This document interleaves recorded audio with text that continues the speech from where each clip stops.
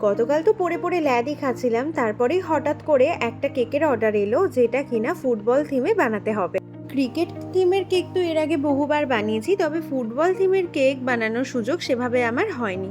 অর্ডারটা এসেছিল আমাদের বাড়ির খুব কাছের থেকেই, আর এটা ছিল কিন্তু একটা রেফারেন্সের অর্ডার। ইনসাইডে ছিল চকলেট ফ্লেভার, আর ওপরে ছিল এরকমই ফুটবল থিমের।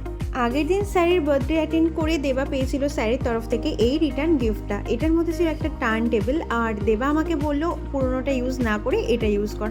আমি ভাবলাম ও পেয়েছে যখন ওই প্রথমে ইউজ করুক, বলছে না তোর আর আমার মধ্যে আলাদা কী আছে। যাই হোক, ফুটবল থিমের অনেকগুলো ফটো কাট আউট করেছিলাম, যেরকমটা ওরা আমাকে ফটো পাঠিয়েছিল। এটা কিন্তু আমি একটা রেফারেন্স ফটো দেখেই বানিয়েছিলাম। আর তারপরে আমাকে শুধু বলেছিল জার্সিতে মোটা লিখে দিতে। জানি ওটা পুরোটা হোয়াইট হলে ভালো হতো, বাট ঠিক আছে।